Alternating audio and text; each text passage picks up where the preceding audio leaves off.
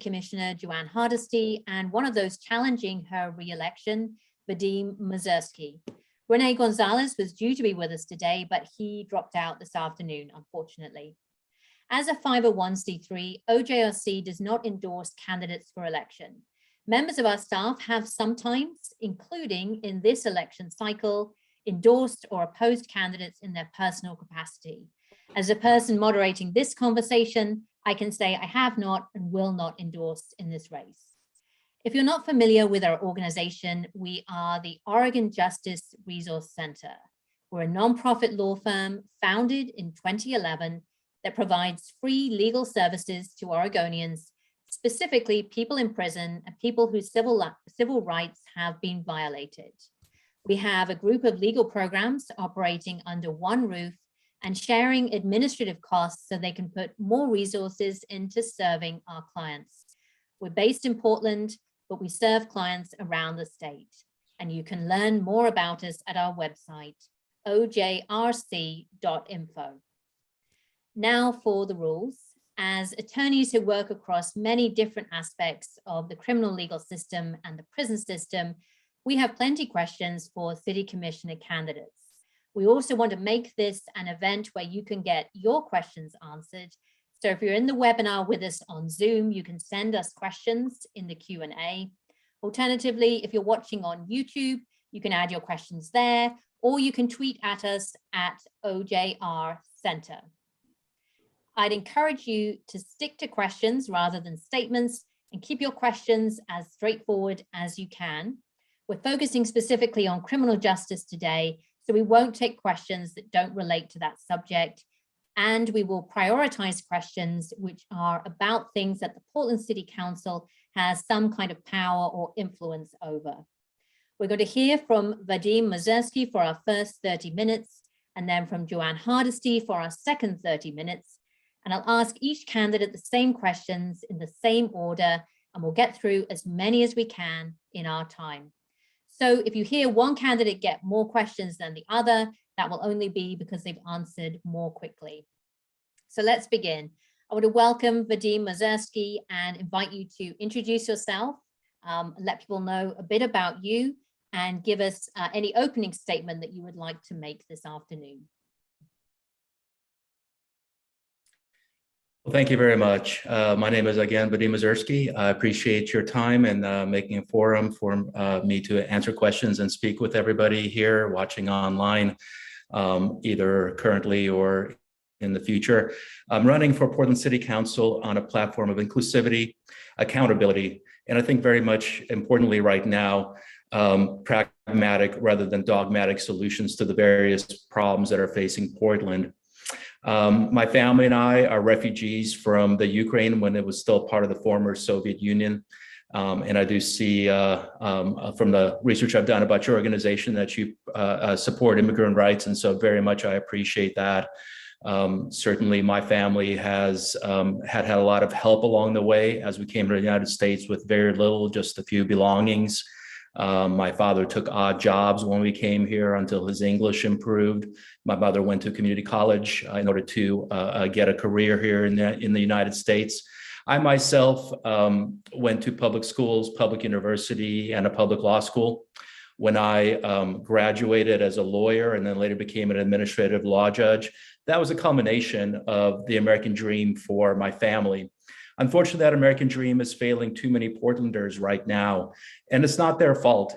We are facing a lot of crises here, and it's because of the dysfunctionality in our government that is causing these crises. And so I'm running for Portland City Council to address that dysfunctionality, to address the divisiveness in our city hall, and to reach out to the community and understand the needs in order to implement those needs at City Hall. In that respect, I think policies matter. Our city has been wavering in various policies, perhaps most importantly, defunding the police, back to now refunding the police, eliminating the gun violence reduction task force, to now 18 months later bringing back the focused intervention team with community oversight. Similarly, in how we're dealing with our unhoused individuals that are living and unfortunately too often dying in the streets. We have different policies between the city, the county, metro, the service providers. We're not on the same page. I've worked at national policy development for the US government, and I've also been involved in various committees and commissions here in Portland, most recently the Portland Committee on Community Engaged Policing, the Citizen Review Committee that hears complaints against the Police Bureau, and now the Charter Commission, working on policies that for the long term in Portland will be important in shaping the future for the better. And experience matters. This is not a job that you want to learn as you go along. I've had quite a bit of experience working with Portlanders all across the city, the immigrant community, people living in the East and the West, and my endorsements attest to that. Not only do I have the endorsement of some of the business associations here in Portland, but also the unions. And once again, it's that experience. You're breaking up a little. Across different communities and bringing people together, that is very important. And as well, I'm going to move to a different room because I think my connection's a little bit off, but experience matters, policy matters, and your vote matters. Thank you. Okay, hopefully you can still hear me, Vadim, while you're relocating. Thank you for your opening statement, and now we'll ask a few questions and get through as many as we can. You mentioned the issue of defunding or refunding Portland Police, and certainly people have been talking a lot about police funding and what to do about that. If you support increased funding for Portland Police, can you first of all tell us if you do support that or not? And if you do, how are you going to track effectiveness of spending extra money on policing? And what will you do if you don't see outcomes that you want when you track the effectiveness of that extra spending? Mm-hmm. So I'll answer that in a couple different ways. One is we need to support community organizations that are directly relating to fighting crime and making sure that youth especially enter a life of jobs and generational wealth rather than being attracted by crime. So I'm working with several community intervention specialists and also faith-based leaders on that particular issue, working with 5 pastors of churches who have endorsed me because of they're seeing what's happening in the streets, they're seeing what's happening in their communities. They unfortunately have gone to too many funerals, and they know that there needs to be a change. I'm also working with or recommending to the city alternative methods of addressing crime. So when I was on the Portland Committee on Community Engaged Policing, one of my recommendations was to actually enact the Portland Public Safety Support Specialists, which are unarmed, unsworn employees of the police. But for instances where you do not need someone with a gun to go out and address a call for 911 or otherwise to take reports and other issues that hopefully in the future will be developed even more as we're hiring those individuals, let's send those individuals out rather than armed police. And that has been uptaken now by the mayor, and it's in the most recent budget to hire additional public safety support specialists. I'm also a proponent of Portland Street Response. I think we made an error in the city when there were $5 million to address some of the crises that people are experiencing in the streets that sometimes lead to a police response. And with that $5 million, there was only 1 van that was purchased and 3 employees. We need to do better. Once again, policies matter. But there's no question at this point in time that the crime is escalating much faster than anybody, much faster than the rest of the United States, where I think the 3rd highest escalation in homicides. Even kidnapping is up, I believe, 84% over the last couple of years. And that's across the board. During the last budget testimony in November, we heard testimony from hundreds of people who were talking about how they were victimized, how their families were victimized, how their jobs and businesses were likewise victimized, and they were asking for the city hall to do something. And one of those ways is to have proactive policing. I think right now we're losing a lot more police than we're able to hire. The minimum number of police for a city the size of Portland in the past has been about 800. We're below that minimum number at this point. And so we need to address that and make sure that we have enough police. So when someone calls a 911, they get a response that's quick. You might have read that newspaper article where an individual was driving down the street and she saw someone being assaulted, and she actually called 911, was put on hold, had to use pepper spray on that individual, and then she and the victim in their car followed that individual for 10 minutes until the police were able to respond. That shouldn't happen in a city like Portland. We need to have a quick response so people are not victimized in the streets.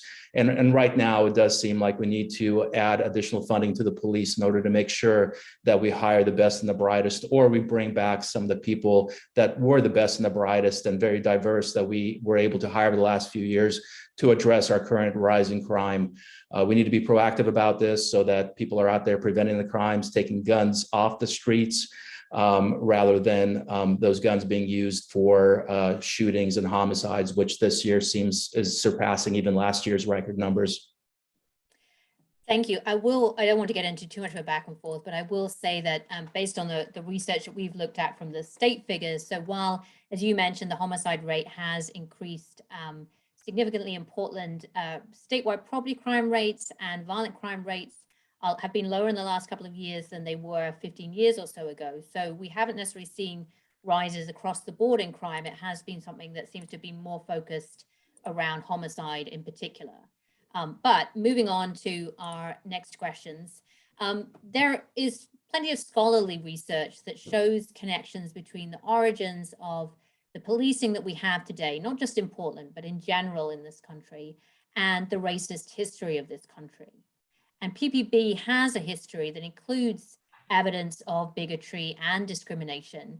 And there has been a struggle in Portland to be honest, to confront that history, to bring about real repair, and only then to try to move to reconciliation.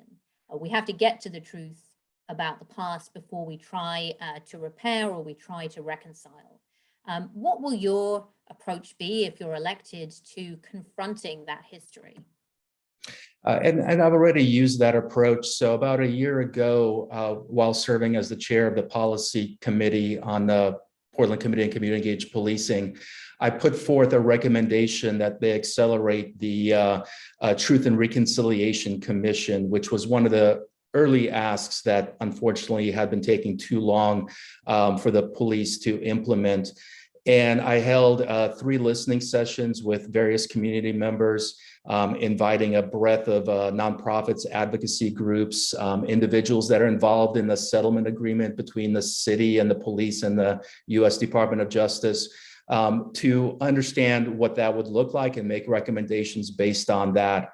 And we made those recommendations, we had those discussions, and then it went to the city to actually fund that mechanism. And unfortunately, not much has happened since then. We need to have that reconciliation portion. We need for the police to talk about what has happened in the past and how that influences what happens today, to recognize that. That's the first step. The second step is talk to the communities and understand how that has affected people, understand the history, bring that to light and have an open discussion. And the third step is to actually make sure that the policy development or the ways we address that is formulated with the input of the community groups in light of the discussions that were already had. That is a model that's been used in other truth and reconciliations across the United States and internationally. We need to appoint a staff for board members and support staff in order to make sure that people have the time and ability to span in order to look at these issues and address them. So there would need to be funding from the city to make that happen. We need to have buy-in from the police. Believe it or not, they didn't proactively want to do this very much, but it is very important. I do believe Chief Lavelle is on board, and I think he has the best intentions, but we need to bring all the stakeholders to the table to have these discussions. Right now, from what I understand, they're trying to contract it out to somebody else. It's taking too long. Like many things with our city, the desire is good, the viewpoint of what needs to happen is good, but then the implementation is very slow. We have a distrust of the police. We need to ensure that we do all we can to bring that to light, to address it, to talk about it, and to put into place systems that make sure that we build upon trust rather than what we're doing right now, which is kind of ignoring it. After the murder of George Floyd in 2020, we saw thousands of Portlanders in the streets night after night, protesting for Black lives and in support of a change in policing in our city. Portland police responded with more than 6,000 documented incidents of use of force. We haven't seen much accountability for those incidents other than what a few protesters have been able to achieve through legal action. What will you do to protect the rights of Portlanders to protest free from the fear of being harmed by the police? One of the things that we were lacking, and this is from a perspective of being on the Citizen Review Committee, where people could file complaints based on what happened during the protests and sometimes the riots that happened later in the evenings. And what we constantly, the hurdle we constantly faced is not having any direct evidence of what happened. The police, as some people don't know, apparently do not have body-worn cameras in Portland. So Gresham has body-worn cameras, Beaverton has body-worn cameras. Every large city in the United States has body-worn cameras. Portland police do not. And so a lot of times we have this he said, she said, and the standard of review is right now very differential to the police. So two things that need to happen as quickly as possible. We need to have body-worn cameras so that we can actually look into what that incident was and have that documented proof of what occurred. And when you have a lot of police and a lot of people in one area, it's not just the outward facing of that one individual officer. It's also other officers in the area that document what is going on. And that would have been very helpful. Believe it or not, we were like requesting videos from helicopters that news was using in order to try to understand what happened. In a city like Portland, that shouldn't happen. About 3 years ago, body-worn cameras were being implemented in Portland, and my opponent, the incumbent, was against that, and so that stopped. Right now, the Justice Department is making Portland implement body-worn cameras, so we need to do that as quickly as possible. The second thing is the police oversight board that's being formed. That needs to be stood up as quickly as possible. The overwhelmingly Portlanders about a couple of years ago, November of 2020, voted to implement a new police oversight board with a budget that's about 7 times more than the current police oversight board. They'd have a lot of money to investigate instances, to reach out and understand what went on, to get the documentation. They're asking for subpoena power where they can actually bring in people to testify. That's very necessary, but it's been about 18 months and we're not closer to getting that new board online. It looks like it's going to be another 2 to 3 years. Once again, we have a crisis. We have a crisis of distrust, and the city is taking a long time to implement these things that would be helpful down the road. So we need to do better. We need to do that quicker because that new oversight board is going to have a lot more authority than the current Citizen Review Committee, which has a very differential standard for how we review those complaints. So kind of a related question, then when it comes to oversight, of course, people expect action where wrongdoing is found.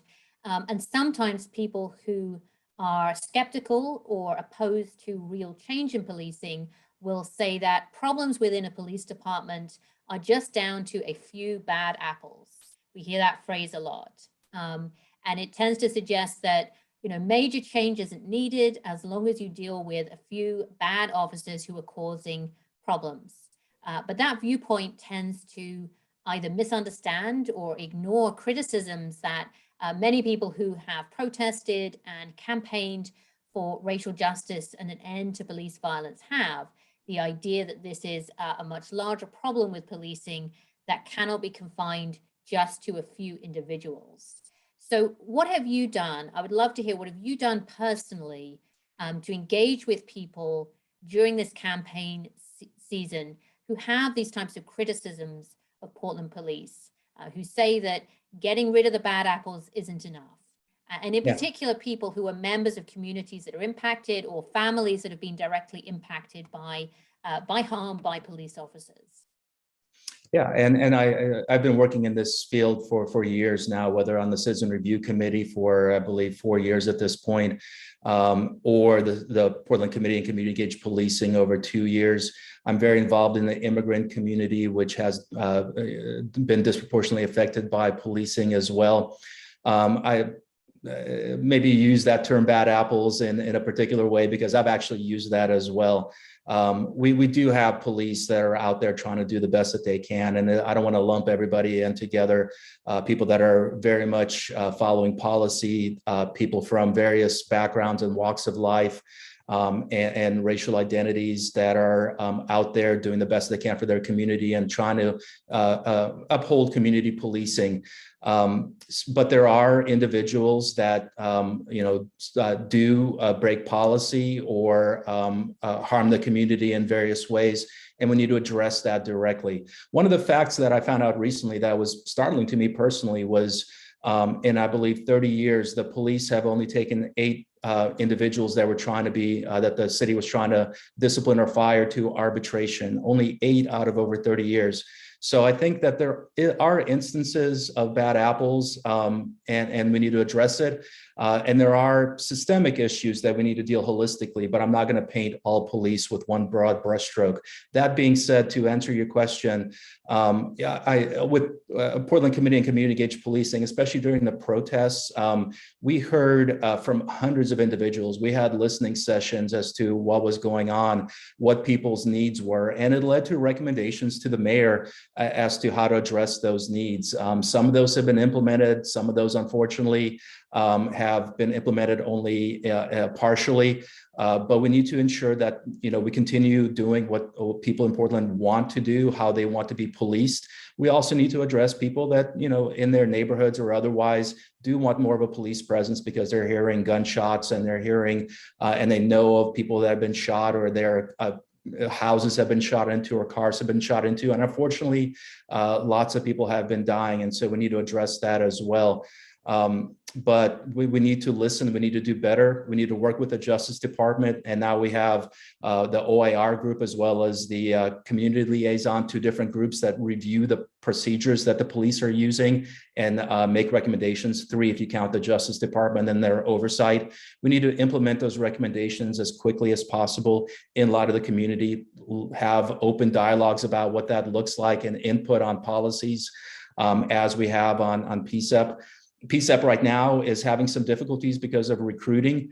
And that, again, is something that the city needs to do better. And we need to get people who have deep roots in their various communities. So we have representation from the broad swath of Portlanders, and have them be appointed and have them be supported enough, whether that's sometimes maybe financial support for people that have a hard time taking time off because of jobs or children, or other ways to support them so that people want to join these organizations and have that input on policing and community engagement with the police. But for years now, whether it's the Citizen Review Committee, during the protests as well, I held a forum with not only people that were part of the Albino Ministerial Alliance, and had the reform-minded aspects of policing in mind at the table, but also the chief of police, also, believe it or not, the Portland Police Association, Neighborhood Association presidents, one of whom was very much anti-police. And we got together and we talked about what that future should look like. We need more of that. We need those roundtable discussions so we can find that commonality, so we can work together and build that trust. Thank you. We're getting low on time, so I want to hopefully move through a few questions fairly briefly, and I hope that you can help me with some short answers. I don't like to curtail you, but we don't have much time left. One pretty straightforward question is, do you believe that Portland police officers should be required to live in Portland? Why or why not? I don't think they should be required to live in Portland. There for various reasons. Some people can't afford to live in Portland, and that goes for a breadth of people, not just police officers, but people who work for the city in general. And unless we want to actually increase the amount we pay for police, especially when they start and their salaries are a little bit lower, we'd have a hard time doing that. And I don't know whether we can make that as a legal requirement. What I do want to do, though, is have the police actually volunteer or work in their communities or otherwise. Right now, the police have a little database where people, whenever they go out and work in the community, they put that information in there, and that's used in their yearly report. But it needs to be institutionalized, where it's a requirement of every police officer to donate some of their time every month to work in the communities that they actually police, so they understand who it is that they're policing, so they're not just arriving when there's a crime. And that they feel connected to the community, but more importantly, that the community feels that the police are connected to them. And that could be with sports, that could be with youth groups, that could be with religious organizations in various ways. It's being done to some extent, but we need to increase that. So if we can't actually make individuals live in Portland vicinity, we can make them work, volunteer in the areas where they take off their uniform and do other things and become part of that community. And one more brief one before we go to your final statement. Can you give me one example? Just give me the example, because we don't really have too much time to get into it. So maybe only a brief explanation, but one example of how you think having more police would prevent crime specifically, not address crime that's happened, but actually prevent more crime. Okay, so I'll use the example of the Mount Scott neighborhood. There was an escalation of violence in that neighborhood. Shots were being fired, and that neighborhood wanted the city to do something. And so my opponent has talked about how she put barrels as part of PBOT to slow down traffic in that neighborhood. What's not said is that there was an increased police presence in that neighborhood. They made over 50 arrests. They took guns off the streets, illegal guns off the streets. And coincidentally, violence went down. So is it the barrels? Is it the fact that there was more of a police presence and there was fewer shootings? Is it both? No one's really looking into the actual exact rationale for that, but that's part of it. And when you're looking at the focused intervention team that has been up for about a couple of months now, that replaced the Gun Violence Reduction Task Force, they have oversight of community members, individuals that are very much deeply involved in Portland BIPOC communities, but other communities as well, who are making sure that there's not disproportionate treatment, but that FIT team it has taken a lot of guns off the streets. And those guns will now not be used in crimes or violence down the road. There's a New York Times article that they interviewed hundreds of individuals that are experts in public safety and policing. And the majority said that there was some equivalency to having more police. Doesn't mean you just constantly hire more police, but there is some equivalency of having more police to reduction in crimes. That's a discussion we need to have here in Portland. I know it's a very polarizing discussion. We need to have that discussion, but there's people out there that do believe it is. One guy even said for every 10 officers you hire, there's one less murder in each city based on the statistics he did. So there's those arguments, and I know there's arguments on the other side, and that's a discussion we need to have. I'm not pro or con. It's just, we're below our we're below the number we're supposed to have. And in places where we've seen a decrease in gun violence, it's been at least in part due to more policing in those areas. Okay, well, I'd love to have that conversation now. We don't have time for much more. I will give you, though, if you have any final brief 30-second closing statement that you'd like to make before we leave you this afternoon, please go ahead. Thank you very much. And once again, I appreciate this time. I appreciate the forum and the work you're doing.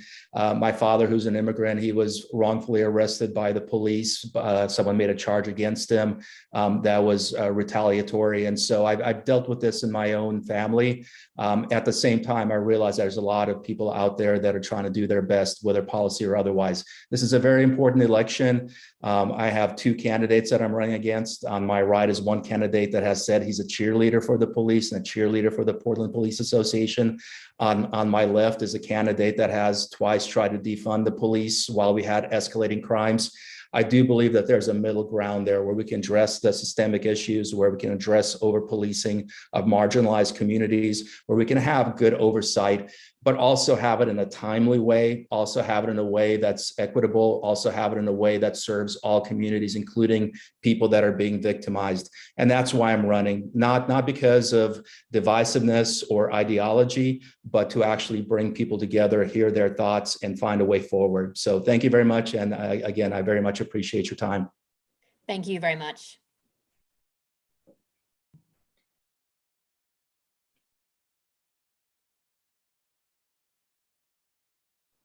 And now we hopefully have our next candidate joining us, Ann Hardesty. I see Joanne.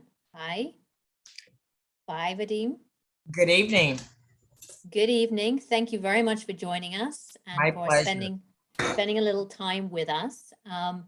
Without further ado, I'll invite you to introduce yourself to everybody. I'm sure most people know you, but to introduce yourself and just give us a brief opening statement, just to ground us before we start the questions. Well, first, thank you so much for the invitation to talk to you and your members. I am Ann Hardesty, and for the last 3 years and 4 months, I've had the pleasure of serving as your Portland City Commissioner, Position 3. I ran for office because I believe that working people were not represented on the Portland City Council, and I wanted to work on 3 primary issues: environmental and climate mitigation, police accountability, and the third issue was really around housing and houselessness. And so I am happy to say that in 3 years and 4 months, I've had a lot of progress on those 3 issues, and I look forward to answering your questions this evening. Thank you. So my first question then is, do you support increased funding for Portland Police? And if you do, how would you plan to track the effectiveness of the spending of that money? And what will you do if you don't see the outcomes that you want? Well, let me say that there's funding for police, and then there's funding for more armed police officers. I do not support us putting any more money in the budget for armed officers, because we have 100 positions that are already funded that we have not been able to hire for. And so I think we're going to hire for the positions that are already funded before we even start a conversation about, do we need more officers? And if so, how many? In addition to that, I am even now in the current budget process, I have put some parameters that I think are really key around the mayor's proposed budget.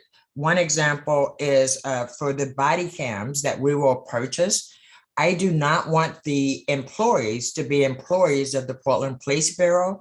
I want them to be employees of the Community Safety Division, because again, we don't want police officers having control of the video camera footage. The DOJ has been really clear that a third party should own the data, and access should be given based on access codes for investigations, training, the DA, and anybody else who needs access, but it should not live in the Portland Police Bureau. And so I'm making sure that as we move forward on developing the policy, that we also look at where will it be housed within the city of Portland, as one example. Research has established a connection between the origins of modern policing and the racist past of this country. And PPB specifically, I mean, that is an issue generally, but PPB specifically has a history that includes evidence of bigotry and discrimination. And we have struggled in Portland to be honest and confront that history, to try to repair, and only then to move to reconciliation, because you have to have truth before you can have repair or you can have reconciliation. What will be or is your approach to confronting that history that we have here in Portland?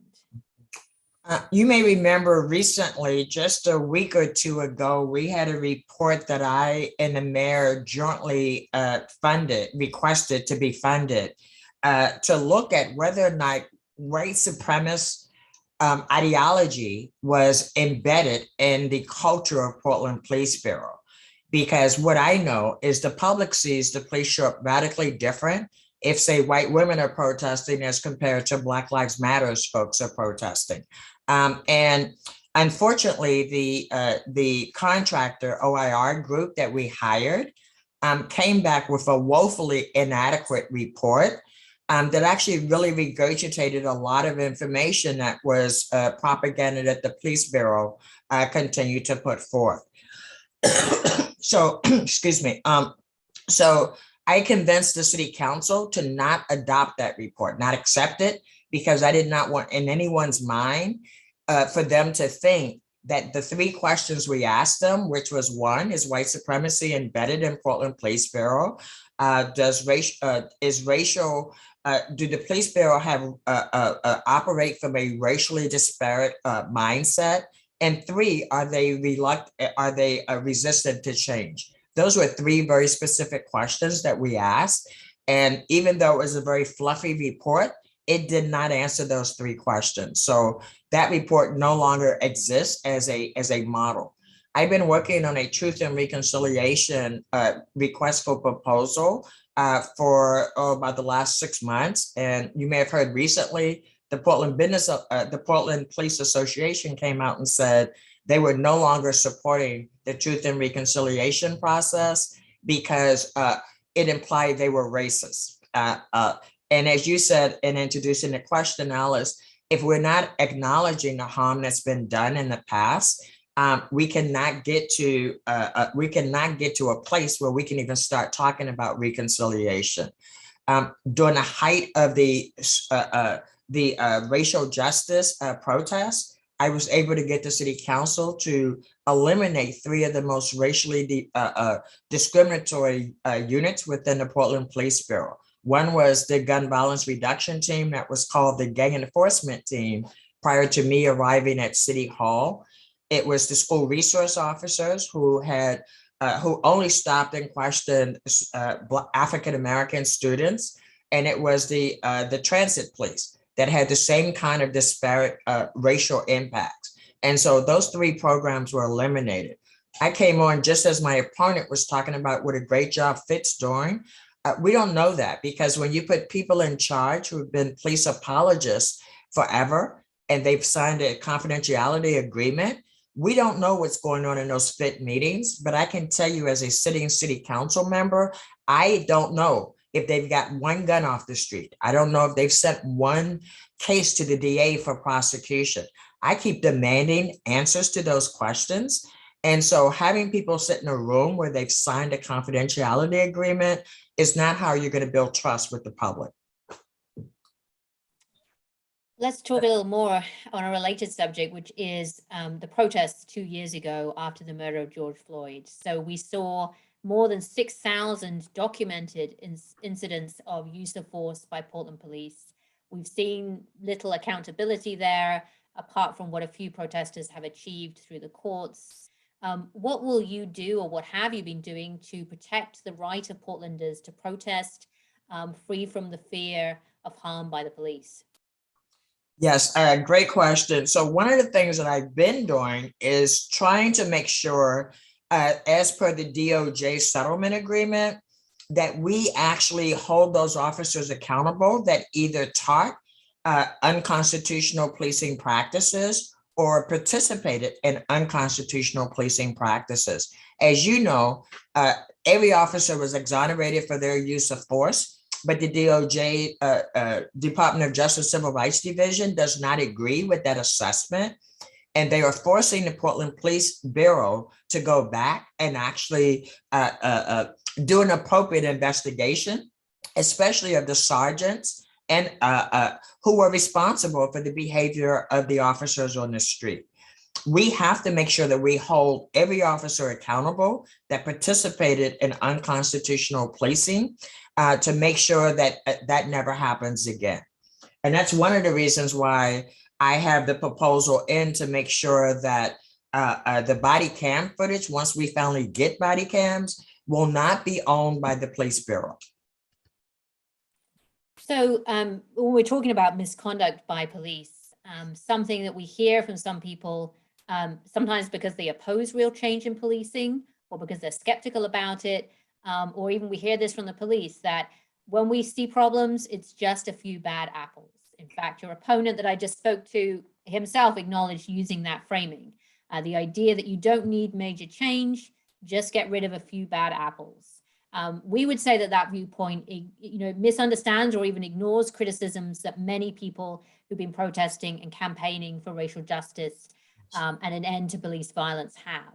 So I'm curious to know what you have done, you personally, to engage with people during the campaign season who have that kind of criticism that Portland police needs major change, not just weeding out the bad apples, and specifically people who are members of communities or individual families that have been directly impacted by harm by police. That's a big question. And let me say that you're absolutely right. If there were only a few bad apples, but when people used to tell me there's a few bad apples, I'd say, but yes, that spoils the barrel, right? Because if you have bad apples in a barrel, it infects the entire barrel of apples. Let me say that I've been doing police accountability work in this community for over 30 years. It's just for the last 3 years and 4 months that I've been paid to do it. And I can assure you that the problems are systemic. And I mean, I've been on task force, I've done community listening sessions. I have worked, by the way, with 12 police chiefs and 6 police commissioners in my time in the city of Portland. And I can assure you the problem is not a few bad apples. It is a systemic problem. And the systemic problem is no one has ever tried to hold police accountable to the outcomes that they should be achieving, like fire. I mean, I can't imagine a firefighter showing up at a fire saying, we've been defunded. I'm sorry, I can't put out your fire, right?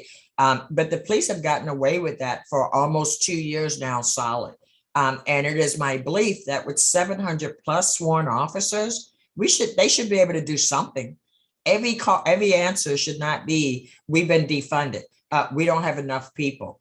But here's the good news. The good news is as Portland Street Response expands citywide, and now the mayor's committed to a 24-hour, 7-day-a-week citywide expansion of Portland Street Response, as we get more non-police responses on the street that people are comfortable with, it's the first change to 911 in 150 years, right? And people will call 911 and now be able to ask for a non-law enforcement response directly from an emergency line. This is huge. And it will take us about 2 years from where we are right now before we have the very first new police officer on the street. So even if we were lucky enough to hire 100 in 1 year, it would be 18 months before they would be on the street by themselves, right? Which means we have the opportunity to hire the civilian training dean and make sure the civilian training dean is grounded in community police relations, right? We don't want a civilian training dean that only uses police to train community police officers.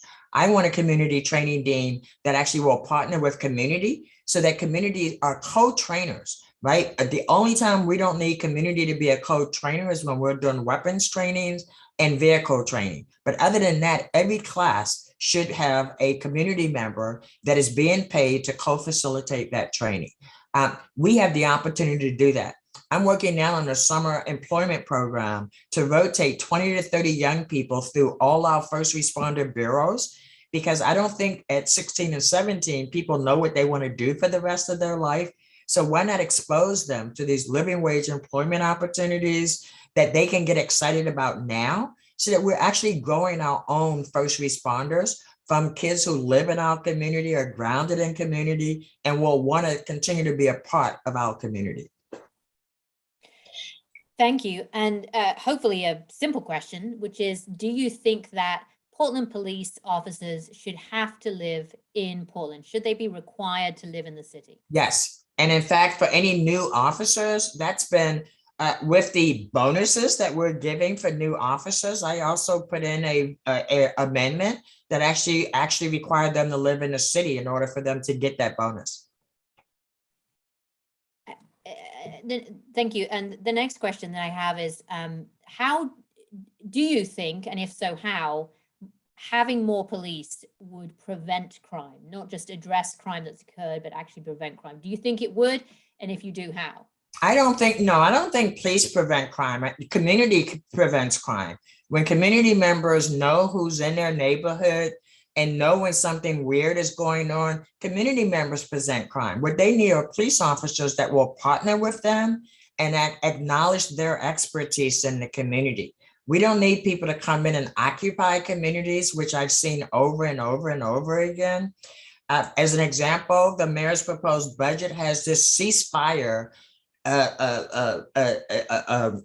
funding for this summer. I said, Mayor, I could support this if this says a summer of healing, right? Why would we use a police term like ceasefire if our goal is to give kids positive things to do this summer so that they aren't getting involved in inappropriate behavior, right? But when you call it something like ceasefire, the assumption is it is a police-led opportunity, and it won't be, and we shouldn't call it something that implies that the police somehow are leading the effort. So this weekend, this felt very timely to me. This weekend, I was sitting at home and I heard gunshots in my neighborhood, not far away at all. It transpired later that there was an incident. Based on what we know right now, Portland police officer shot somebody they pulled over in a traffic stop. A few officers involved, and we don't know a huge amount right now. Not asking you to speculate about that incident, but it felt very timely to me as a Portland resident to ask you about preventing gun violence. And how do we do that without creating further harm to the communities that have been most impacted by over-policing and by police violence? Police have a role in solving crime in our community, but it has been an oversized role. The example that one of my opponents used earlier about Mount Scott, Oleta neighborhood, which is a community that was experiencing a high rate of gun violence just about 6-8 months ago. All my time runs together now. They reached out to our office and they said, well, we've got this idea. We know that this convenience store has a drive-up window and it's really dark. We know that there's this slipway where cars come through and they just zoom through the neighborhood, and it's really unsafe and people are scared to walk or roll their kids and strollers, et cetera, et cetera. Can you work with us? We think we have some ideas about how we could reduce violence. And my office did. And the survey results say that violence was reduced in that particular neighborhood by 60% in a 3-month period of time. Now, it's promising. It doesn't mean that all the violence stopped, but it certainly was a very promising outcome from an independent researcher who reviewed what we did. But we also increased park patrols. We also had police did spend more time. I don't know how one of my opponents got numbers, because I, again, have got no numbers from the police as far as whether any arrests were made, whether any guns were taken off the street. And so that's a problem if that is true. And as a sitting commissioner, I don't know. And so what I know is that the built space really has an impact on violence in communities. And we know a lot of the violence was driven by economic devastation. We also know violence has been, domestic violence has gone up between 30 and 300% since the pandemic. And there's no plan in the Portland Police Bureau to address the huge increase of domestic violence. And so again, we try to solve violence as if it's a one size fits all. We know over 40% of the violence is stranger to stranger violence. So people haven't met each other before, but people are so tense that if you step on somebody's foot, if they have a gun, they're probably going to use it, right? So that's the kind of intensity that people are feeling because of 2 years of being traumatized over and over and over again. So I hope that answered your question. Thank you. Yes. Speaking about impacts of the pandemic, I do want to ask a question about the connections between houselessness and policing. So we just recently got the new numbers from the 3 Portland metro area counties. There's a limit to what you can learn from that snapshot point in time count, but the data show more than 6,600 unhoused people in the Tri-County area at the point when they collected those numbers. We don't have enough shelter beds for everyone. And at the same time, according to reporting that the Oregonian has done in the past, unhoused Portlanders made up more than half of police arrests in recent years, and that trend seems to have continued. we know we can't arrest our way out of this crisis of houselessness. So thinking specifically about the connections between policing and criminalizing houselessness and so forth, what do you plan to do about that? Is there a role for police in this? Is there something to keep police out of? How do we deal with this? Well, police don't have any more access to housing than I do, right? Police don't have access to mental health services. Police don't have access to alcohol and drug treatment. And they certainly don't have any impact on the fact that the cost of living in the city of Portland for a family of four today is $96,900. So think about that. You think about all the housing that developers are crying they have to provide affordable housing at 80% of MFI, which means that if you don't make $75,000 a year, you don't even qualify for the one bedroom, quote unquote, affordable unit. So what we've done is actually price working people out of the city of Portland. There's not one zip code in the city of Portland that an African-American is not cost burdened. There's not one zip code in the city of Portland that a young white family can buy a starter home. That's the problem. Workers can no longer afford to live in the city of Portland. And our houseless population includes people who work two jobs, some of them, but they don't have first, last, security deposit, pet deposit, and pet rent to live in the city of Portland. And so that is a huge issue. I've been pushing the city to actually land bank all the land that the city currently owns, because we won't get any more land. And what's the most expensive part of building? Land. And then let's restrict development to 60% of median family income for both residential and commercial. Because if we don't do that now, we will no longer be a place where working people can live. Instead, we'll be busing in workers to service the rich people who live in the city of Portland. And so we have to do something radically different than we've done in the past. And I think we start with land that the city already owns, and then we talk to the other governmental partners we have and actually start land banking their land as well. Because that's what we can do something about right now. And the city has one superpower that I've talked to the mayor about, and it scares the daylight out of him when I mention it, which is the power of eminent domain. The last federal administration allowed for a tax break for rich folks to actually pour money into downtown Portland as part of a federal program. And meanwhile, they have actually poured $4 billion into real estate development in downtown Portland. And if you look around, there's all these big, beautiful, empty buildings that no one here today can afford to live in or lease. So if we used our power of eminent domain, we would actually start taking ownership of a lot of these empty, beautiful buildings and move people into it. And let me just say, if people for Portland was really interested in housing people, they would take their $700,000 that they're using to back one of my opponents and $1 million they spent to lobby the city, and they would actually give us that money to actually put people into housing. One last quick question for you, and then we'll have a final statement from you.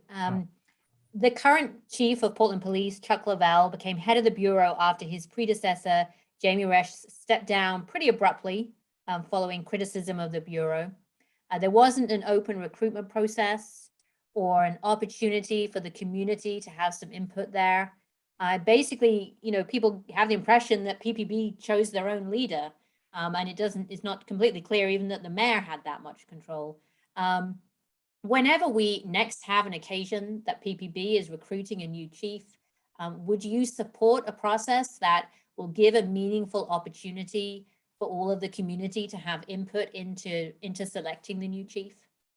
Absolutely. I've pushed for open recruitment processes in the past, just like the one we had when we hired Chief Outlaw. I was really instrumental in making sure that we had a variety of community panels, and that the top 3 candidates, and I want to do the same thing for the civilian training dean. I think the top 3 candidates should go through a community process as well. When you have people that have to work directly with the community, it is important if they're in those higher up positions that there's a public process. There's such a public interest and us having the right type of police chief, that it is critical that we have a public process. Yes. Thank you. And would you like to make any final statement that you want to make before we wrap up this afternoon? Well, again, I just want to thank the Oregon Justice Resource Center for inviting me to have this conversation. And if you know anything about me at all, you know that I am someone that tells you like it is, and I work on the issues that I tell you I'm going to work on. I am proud of the work that I've done, creating Portland Street Response, creating really alternatives to armed people showing up to impact people in crises in our community. I have been a steadfast accountability. I required accountability from every bureau under my portfolio and the police, even though it has not been in my portfolio.